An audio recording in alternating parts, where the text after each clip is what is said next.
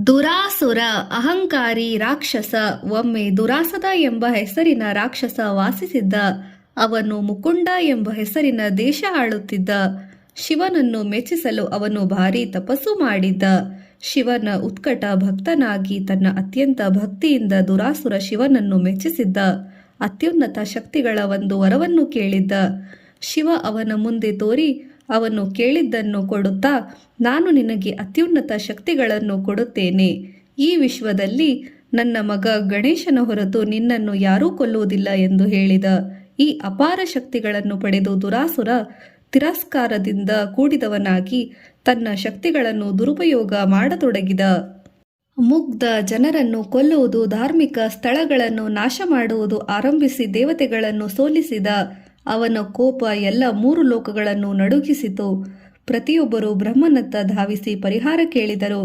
ಅದಕ್ಕೆ ಬ್ರಹ್ಮ ದುರಾಸುರನ ಹಾವಳಿಯಿಂದ ಗಣೇಶ ಒಬ್ಬನಿಂದಷ್ಟೇ ನಿಮ್ಮನ್ನು ಕಾಪಾಡಲು ಸಾಧ್ಯ ಎಂದು ಹೇಳಿದ. ದುರಾಸುರ ಒಂದು ವಿಗ್ರಹವಾಗಿ ಬದಲಾದ. ದೇವತೆಗಳು ಕೂಡಲೇ ಗಣೇಶನ ಸಹಾಯಕ್ಕೆ ಪಡೆಯಲು ಕೈಲಾಸ ಪರ್ವತಕ್ಕೆ ನಡೆದರು. ಭಗವಾನ್ ಗಣೇಶ, ನಮಗೆ ನಿನ್ನ ಸಹಾಯ ಬೇಕು.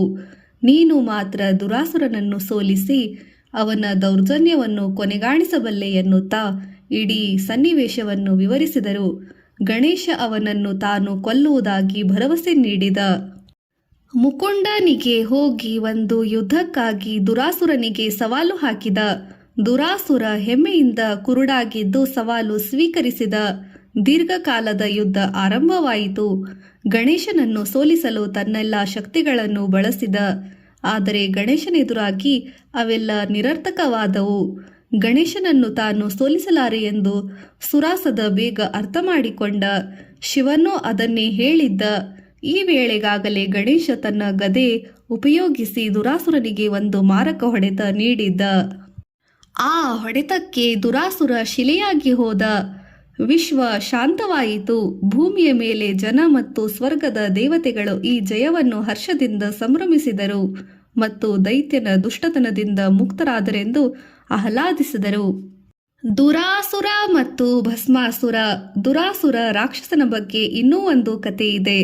ಭಸ್ಮ ಎಂಬ ಹೆಸರಿನ ದೈತ್ಯ ಶಿವನನ್ನು ತನ್ನ ಅರ್ಪಿತ ತಪಸ್ಸಿನಿಂದ ಮೆಚ್ಚಿಸಿದ. ಪ್ರತಿಯಾಗಿ ಶಿವ ಭಸ್ಮಾಸುರ ಎಂಬ ತಲೆ ಮೇಲೆ ಕೈ ಇಟ್ಟರೂ ಅವರು ಬೂದಿಯಾಗೂರು ಎಂಬ ಒಂದು ವರ ನೀಡಿದ್ದ. ಈ ಶಕ್ತಿ ಸಂಪಾದಿಸಿದ ಭಸ್ಮಾಸುರ ಶಿವನನ್ನೇ ಬೂದಿಯಾಗಿಸಲು ಅವನ ವಿರುದ್ಧವೇ ತಿರುಗಿ ಬಿದ್ದ. ಶಿವ ತನ್ನ ಜೀವ ಉಳಿಸಿಕೊಳ್ಳಲು ಓಡಿ ಹೋದ. ಹೇಗೋ ಭಗವಾನ್ ವಿಷ್ಣು ದೈತ್ಯನನ್ನು ಕೊಂದು ಹಾಕಿದ.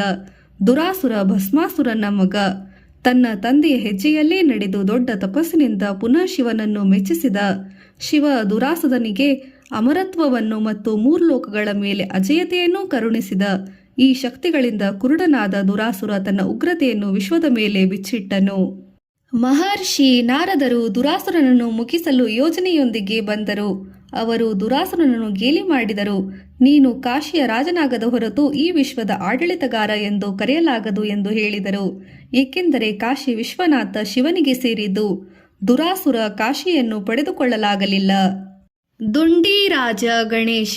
ಅಪಾರ ಶಕ್ತಿಗಳಿಂದ ಅಂಧನಾಗಿ ಹೋಗಿದ್ದ ದುರಾಸುರ ಕಾಶಿ ಮೇಲೆ ದಾಳಿ ಮಾಡಲು ತಕ್ಷಣ ಯೋಚಿಸಿದ್ದ. ಚಿಂತೆಗೊಳಗಾದ ನಾರದ ಕೂಡಲೇ ಕೈಲಾಸ ಪರ್ವತದ ತಲುಪಿ ಪಾರ್ವತಿಗೆ ಪ್ರತಿಯೊಂದನ್ನು ಹೇಳಿದನು. ದುರಾಸುರನನ್ನು ತನ್ನ ಮಗ ಗಣೇಶನಷ್ಟೇ ಕೊಂದು ಅವನ ದೌರ್ಜನ್ಯ ಕೊನೆಗಾಣಿಸುವನು ಎಂದು ಪಾರ್ವತಿ ತಿಳಿದಿದ್ದಳು. ಆದರೆ ಅವನಿನ್ನೂ ಜಗತ್ತಿನಲ್ಲಿ ಹುಟ್ಟಬೇಕಿತ್ತು. ಅದಕ್ಕೆ ಪಾರ್ವತಿಗೆ ಪ್ರಾಮಾಣಿಕವಾಗಿ ಮತ್ತು ಭಾವಪೂರ್ಣಕವಾಗಿ ಓಂ ಮಂತ್ರ ಪಠಿಸಲು ಹೇಳಿದರು. ಪಾರ್ವತಿಯು ಹಾಗೆ ಮಾಡಲಾಗಿ ಆನೆ ಮುಖವನ್ನು 4 ತೋಳುಗಳನ್ನು ಹೊತ್ತಿದ ಒಂದು ಶಿಶುವನ್ನು ಅವಳಿಂದ ಉದಯಿಸಿತು. ಪಾರ್ವತಿ ಅದಕ್ಕೆ ಗಣೇಶ ಎಂದು ಹೆಸರಿಟ್ಟು ದೈತ್ಯನನ್ನು ಕೊಲ್ಲಲು ಆಜ್ಞೆ ಮಾಡಿದಳು. ಗಣೇಶ ಪಾರ್ವತಿಯ ಸಿಂಹವನ್ನೇರಿ ದುರಾಸುರನನ್ನು ಸೋಲಿಸಲು ಕಾಶಿಗೆ ಹೋದನು. ಆದರೆ ದುರಾಸುರ ತನ್ನೊಂದಿಗೆ ಅಮರತ್ವದ ವರ ಹೊಂದಿದ್ದನು. ಆದುದರಿಂದ ಗಣೇಶ ನೆಲದ ಮೇಲೆ ಅವನು ಉರುಳುವಂತೆ ಮಾಡಿದನು. ಶಿವ ತಕ್ಷಣ ಆ ರಾಕ್ಷಸನ ಮೇಲೆ ಒಂದು ಗುಡಿ ಕಟ್ಟಿ ಅಲ್ಲಿ ಗಣೇಶನ ವಿಗ್ರಹವನ್ನು ಸ್ಥಾಪಿಸಿದ ಎಂದು ನಂಬಲಾಗಿದೆ. ಇಂದು ಆ ದೇವಾಲಯವನ್ನು ದುಂಡಿರಾಜ ಗಣೇಶ ಎಂದು ಕರೆಯಲಾಗಿದೆ.